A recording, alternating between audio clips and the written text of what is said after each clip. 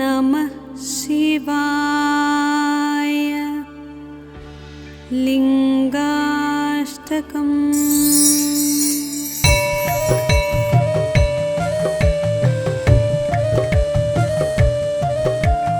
ब्रह्ममुरारिसुरार्चितलिङ्गं निर्मलभासितशोभितलिङ्गम् जन्मज दुःखविनाशकलिङ्गं तत्प्रणमामि सदा शिवलिङ्गम्। देवमुनिप्रवरार्चितलिङ्गं कामदहनकरुणाकरलिङ्गम् रावणदर्पविनाशनलिङ्गं तत्प्रणमामि सदा शिवलिङ्गम्। सर्वसुगन्धसुलेपितलिङ्गं बुद्धिविवर्धनकारणलिङ्गं सिद्धसुरासुरवन्दितलिङ्गं तत्प्रणमामि सदा शिवलिङ्गम्। कनकमहामणिभूषितलिङ्गं फणिपतिवेष्टितशोभितलिङ्गम् दक्षसुयज्ञविनाशनलिङ्गं तत्प्रणमामि सदा शिवलिङ्गम्। कुङ्कुमचन्दनलेपितलिङ्गं पङ्कजहारसुशोभितलिङ्गम् सञ्चितपापविनाशनलिङ्गं तत्प्रणमामि सदा शिवलिङ्गम्।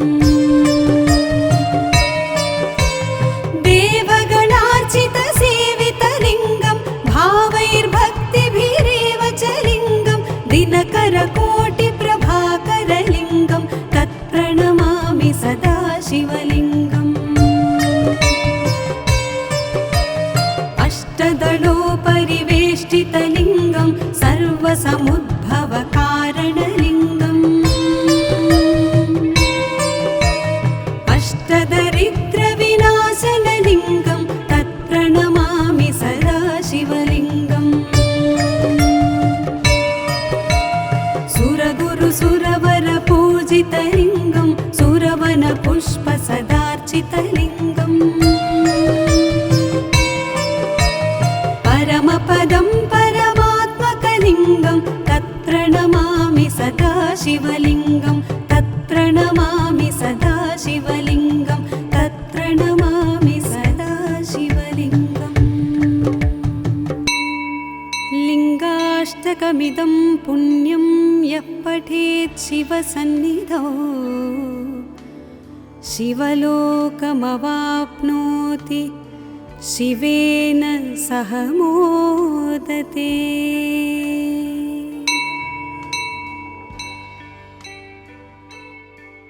ॐ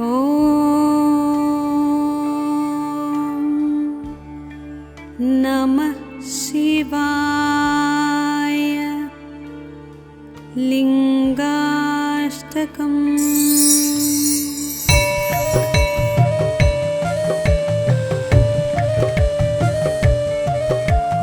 ब्रह्ममुरारिसुरार्चितलिङ्गं निर्मलभासितशोभितलिङ्गम् जन्मज दुःखविनाशकलिङ्गं तत्प्रणमामि सदा शिवलिङ्गम्। देवमुनिप्रवरार्चितलिङ्गं कामदहनकरुणाकरलिङ्गम् रावणदर्पविनाशनलिङ्गं तत्प्रणमामि सदा शिवलिङ्गम्। सर्वसुगन्धसुलेपितलिङ्गं बुद्धिविवर्धनकारणलिङ्गं सिद्धसुरासुरवन्दितलिङ्गं तत्प्रणमामि सदा शिवलिङ्गम्। कनकमहामणिभूषितलिङ्गं फणिपतिवेष्टितशोभितलिङ्गम् दक्षसुयज्ञविनाश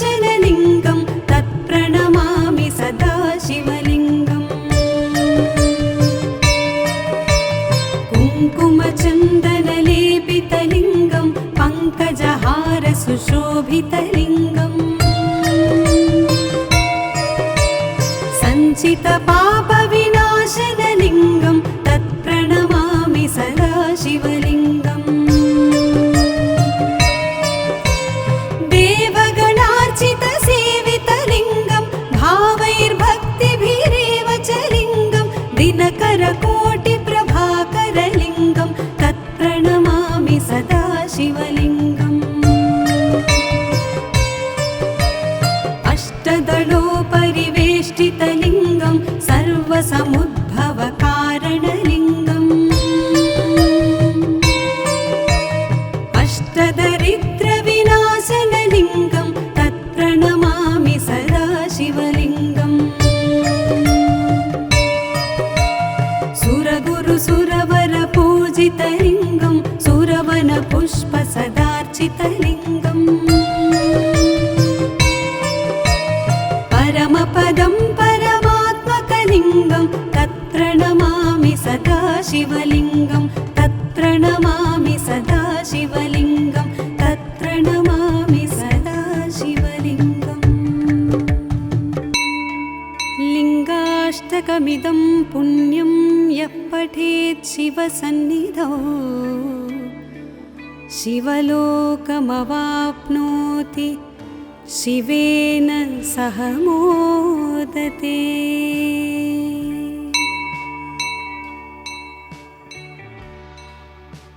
ॐ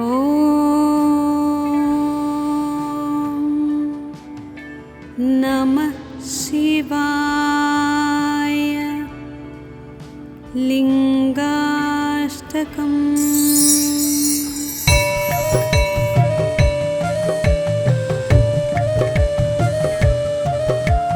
ब्रह्ममुरारिसुरार्चितलिङ्गं निर्मलभासितशोभितलिङ्गम्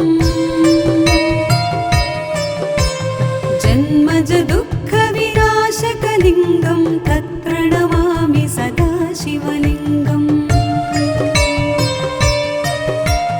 देवमुनिप्रवरार्चितलिङ्गं कामदहनकरुणाकरलिङ्गम् रावणदर्पविनाशनलिङ्गं तत्प्रणमामि सदा शिवलिङ्गम् सर्वसुगन्धसुलेपितलिङ्गं बुद्धिविवर्धनकारणलिङ्गं सिद्धसुरासुरवन्दितलिङ्गं तत्प्रणमामि सदा शिवलिङ्गम् कनकमहामणिभूषितलिङ्गं फणिपतिवेष्टितशोभितलिङ्गम् दक्षसुयज्ञविनाशनलिङ्गं तत्प्रणमामि सदा शिवलिङ्गम् कुङ्कुमचन्दनलेपितलिङ्गं पङ्कजहारसुशोभितलिङ्गम् सञ्चितपापविनाशनलिङ्गं तत्प्रणमामि सदा शिवलिङ्गम् देवगणार्चितसेवितलिङ्गं भावैर्भक्तिभिरेव च लिङ्गं दिनकरकोटिप्रभाकरलिङ्गं तत्प्रणमामि सदा शिवलिङ्गम् अष्टदलोपरिवेष्टितलिङ्गं सर्वसमुद्भवकारणलिङ्गम् अष्टदरिद्रविनाशनलिङ्गं तत्प्रणमामि सदा शिवलिङ्गम् सुरगुरुसुरवरपूजितलिङ्गं सुरवनपुष्पसदार्चितलिङ्गम्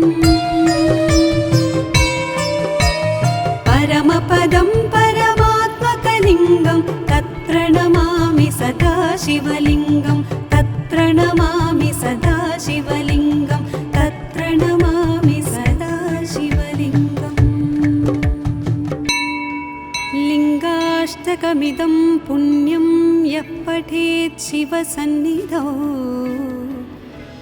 शिवलोकमवाप्नोति शिवेन सह मोदते।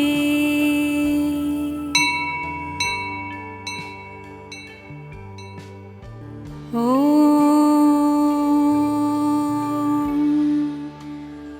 नमः शिवाय।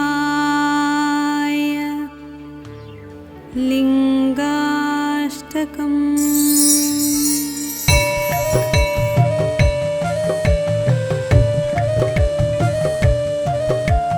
ब्रह्ममुरारिसुरार्चितलिङ्गं निर्मलभासितशोभितलिङ्गम् जन्मज दुःखविनाशकलिङ्गं तत्प्रणमामि सदा शिवलिङ्गम्। देवमुनिप्रवरार्चितलिङ्गं कामदहनकरुणाकरलिङ्गम् रावणदर्पविनाशनलिङ्गं तत्प्रणमामि सदा शिवलिङ्गम्। सर्वसुगन्धसुलेपितलिङ्गं बुद्धिविवर्धनकारणलिङ्गं सिद्धसुरासुरवन्दितलिङ्गं तत्प्रणमामि सदा शिवलिङ्गम्। कनकमहामणिभूषितलिङ्गं फणिपतिवेष्टितशोभितलिङ्गम् दक्षसुयज्ञविनाशनलिङ्गं तत्प्रणमामि सदा शिवलिङ्गम्। कुङ्कुमचन्दनलेपितलिङ्गं पङ्कजहारसुशोभितलिङ्गम् सञ्चितपापविनाशनलिङ्गं तत्प्रणमामि सदा शिवलिङ्गम्।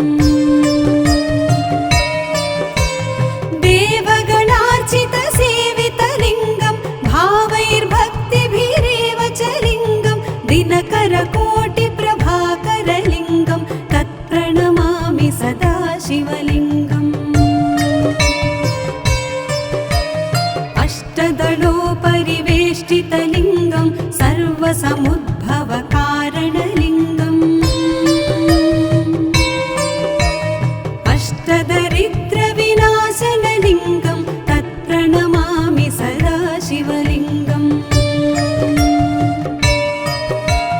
सुरगुरुसुरवरपूजितलिङ्गं सुरवनपुष्पसदार्चितलिङ्गम् परमपदं परमात्मकलिङ्गं तत्प्रणमामि सदा शिवलिङ्गं तत्प्रणमामि सदा शिवलिङ्गं तत्प्रणमामि सदा शिवलिङ्गम्। लिङ्गाष्टकमिदं पुण्यं यः पठेत् शिवसन्निधौ शिवलोकमवाप्नोति शिवेन सह मोदते।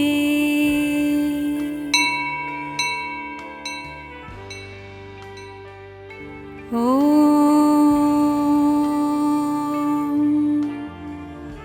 नमः शिवाय। लिङ्गाष्टकम्।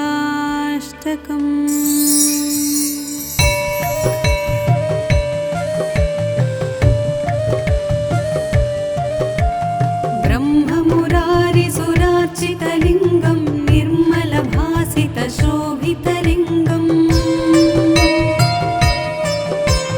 जन्मज दुःखविनाशकलिङ्गं तत्प्रणमामि सदा शिवलिङ्गम्।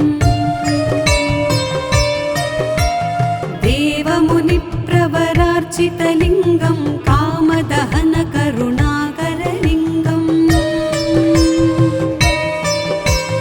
रावणदर्पविनाशनलिङ्गं तत्प्रणमामि सदा शिवलिङ्गम्। सर्वसुगन्धसुलेपितलिङ्गं बुद्धिविवर्धनकारणलिङ्गं सिद्धसुरासुरवन्दितलिङ्गं तत्प्रणमामि सदा शिवलिङ्गम्। कनकमहामणिभूषितलिङ्गं मणिपतिवेष्टितशोभितलिङ्गम् दक्षसुयज्ञविनाशनलिङ्गं तत्प्रणमामि सदा शिवलिङ्गम् कुङ्कुमचन्दनलेपितलिङ्गं पङ्कजहारसुशोभितलिङ्गम् सञ्चितपापविनाशनलिङ्गं तत्प्रणमामि सदा शिवलिङ्गम् देवगणार्चितसेवितलिङ्गं भावैर्भक्तिभिरेव च लिङ्गं दिनकरकोटिप्रभाकरलिङ्गं तत्प्रणमामि सदा शिवलिङ्गम् अष्टदलोपरिवेष्टितलिङ्गं सर्वसमुद्भवकारणलिङ्गम् अष्टदरिद्रविनाशनलिङ्गं तत्प्रणमामि सदा शिवलिङ्गम् सुरगुरुसुरवरपूजितलिङ्गं सुरवनपुष्पसदार्चितलिङ्गम् परमपदं परमात्मकलिङ्गं तत्प्रणमामि सदा शिवलिङ्गं तत्प्रणमामि सदा शिवलिङ्गं तत्प्रणमामि सदा शिवलिङ्गम् लिङ्गाष्टकमिदं पुण्यं यः पठेत् शिवसन्निधौ शिवलोकमवाप्नोति शिवेन सह मोदते।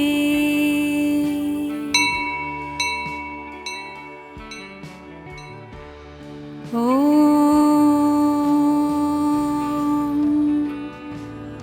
नमः शिवाय।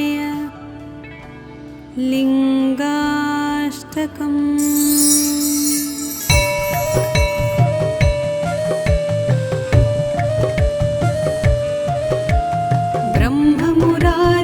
ब्रह्ममुरारिसुरार्चितलिङ्गं निर्मलभासितशोभितलिङ्गम्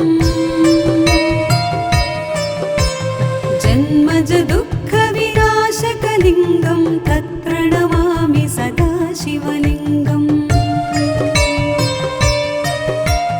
देवमुनिप्रवरार्चितलिङ्गं कामदहनकरुणाकरलिङ्गम्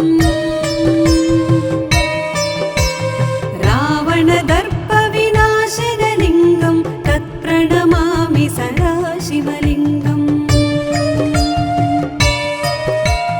सर्वसुगन्धसुलेपितलिङ्गं बुद्धिविवर्धनकारणलिङ्गं सिद्धसुरासुरवन्दितलिङ्गं तत्प्रणमामि सदा शिवलिङ्गम् कनकमहामणिभूषितलिङ्गं मणिपतिवेष्टितशोभितलिङ्गम् दक्षसुयज्ञविनाशनलिङ्गं तत्प्रणमामि सदा शिवलिङ्गम् कुङ्कुमचन्दनलेपितलिङ्गं पङ्कजहारसुशोभितलिङ्गम् सञ्चितपापविनाशनलिङ्गं तत्प्रणमामि सदा शिवलिङ्गम् देवगणार्चितसेवितलिङ्गं भावैर्भक्तिभिरेव च लिङ्गं दिनकरकोटिप्रभाकरलिङ्गं तत्प्रणमामि सदा शिवलिङ्गम् अष्टदलोपरिवेष्टितलिङ्गं सर्वसमुद्भवकारणलिङ्गम् अष्टदरिद्रविनाशनलिङ्गं तत्प्रणमामि सदा शिवलिङ्गम् सुरगुरुसुरवरपूजितलिङ्गं सुरवनपुष्पसदार्चितलिङ्गम् परमपदं परमात्मकलिङ्गं तत्प्रणमामि सदा शिवलिङ्गं तत्प्रणमामि तत्प्रणमामि सदा शिवलिङ्गं तत्प्रणमामि सदा शिवलिङ्गम् लिङ्गाष्टकमिदं पुण्यं यः पठेत् शिवसन्निधौ शिवलोकमवाप्नोति शिवेन सह मोदते।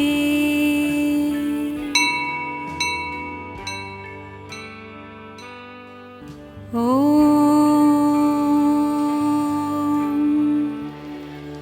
नमः शिवाय। लिङ्गाष्टकम्।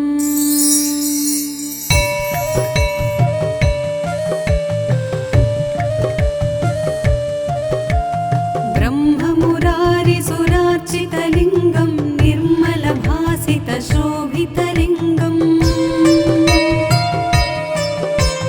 जन्मजदुःखविनाशकलिङ्गं तत्प्रणमामि सदा शिवलिङ्गम्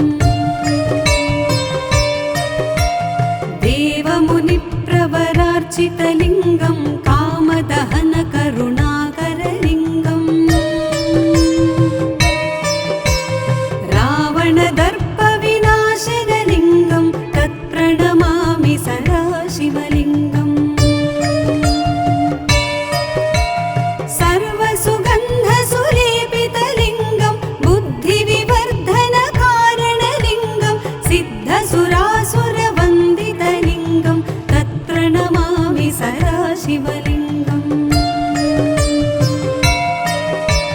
कनकमहामणिभूषितलिङ्गं फणिपतिवेष्टितशोभितलिङ्गम् दक्षसुयज्ञविनाशनलिङ्गं तत्प्रणमामि सदा शिवलिङ्गम् कुङ्कुमचन्दनलेपितलिङ्गं पङ्कजहारसुशोभितलिङ्गम् सञ्चितपापविनाशनलिङ्गं तत्प्रणमामि सदा शिवलिङ्गम् देवगणार्चितसेवितलिङ्गं भावैर्भक्तिभिरेव च लिङ्गं दिनकरकोटिप्रभाकरलिङ्गं तत्प्रणमामि सदा शिवलिङ्गम् अष्टदलोपरिवेष्टितलिङ्गं सर्वसमुद्भवकारणलिङ्गम् अष्टदरिद्रविनाशनलिङ्गं तत्प्रणमामि सदा शिवलिङ्गम् सुरगुरुसुरवरपूजितलिङ्गं सुरवनपुष्पसदार्चितलिङ्गम् परमपदं परमात्मकलिङ्गं तत्प्रणमामि सदा शिवलिङ्गं तत्प्रणमामि सदा शिवलिङ्गं तत्प्रणमामि सदा शिवलिङ्गम् लिङ्गाष्टकमिदं पुण्यं यः पठेत् शिवसन्निधौ शिवलोकमवाप्नोति शिवेन सह मोदते।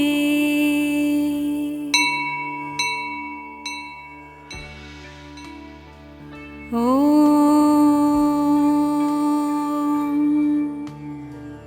नमः शिवाय। लिङ्गाष्टकम्।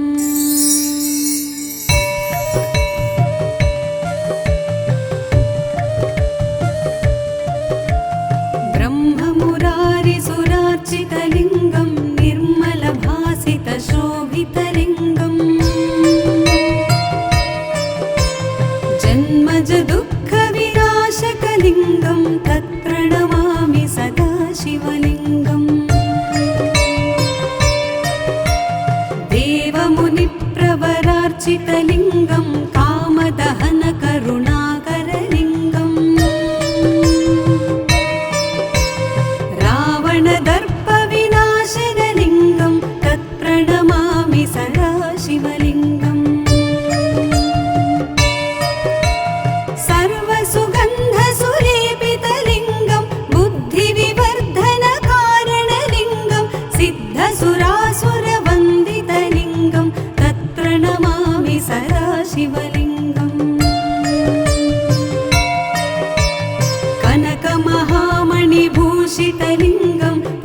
फणिपतिवेष्टितशोभितलिङ्गम्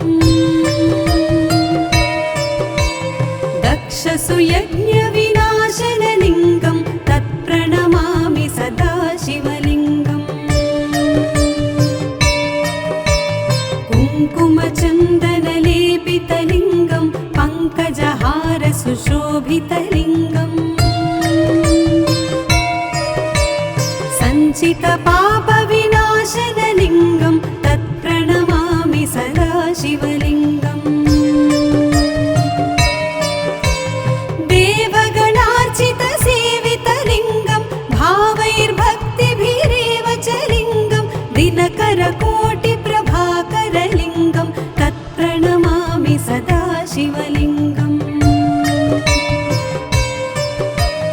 अष्टदलोपरिवेष्टितलिङ्गं सर्वसमुद्भवकारणलिङ्गम् अष्टदरिद्रविनाशनलिङ्गं तत्प्रणमामि सदा शिवलिङ्गम् सुरगुरुसुरवरपूजितलिङ्गं सुरवनपुष्पसदार्चितलिङ्गम् परमपदं परमात्मकलिङ्गं तत्प्रणमामि सदा शिवलिङ्गं तत्प्रणमामि सदा शिवलिङ्गं तत्प्रणमामि सदा शिवलिङ्गम् लिङ्गाष्टकमिदं पुण्यं यः पठेत् शिवसन्निधौ शिवलोकमवाप्नोति शिवेन सह मोदते।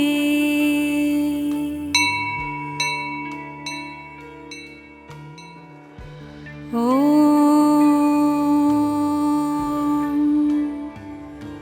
नमः शिवाय। लिङ्गाष्टकम्।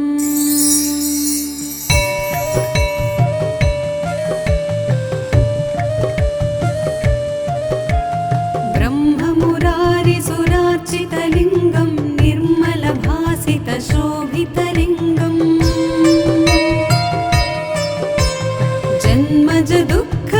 जन्मजदुःखविनाशकलिङ्गं तत्प्रणमामि सदा शिवलिङ्गम् देवमुनिप्रवरार्चितलिङ्गं कामदहनकरुणाकरलिङ्गम्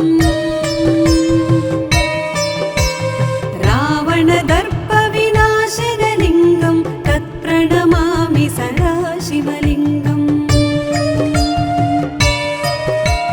सर्वसुगन्धसुलेपितलिङ्गं बुद्धिविवर्धनकारणलिङ्गं सिद्धसुरासुरवन्दितलिङ्गं तत्प्रणमामि सदा शिवलिङ्गम्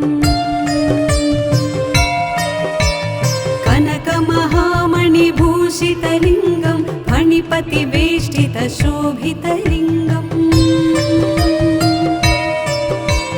दक्षसुयज्ञविनाशनलिङ्गं तत्प्रणमामि सदा शिवलिङ्गम् कुङ्कुमचन्दनलेपितलिङ्गं पङ्कजहारसुशोभितलिङ्गम् सञ्चितपापविनाशनलिङ्गं तत्प्रणमामि सदा शिवलिङ्गम्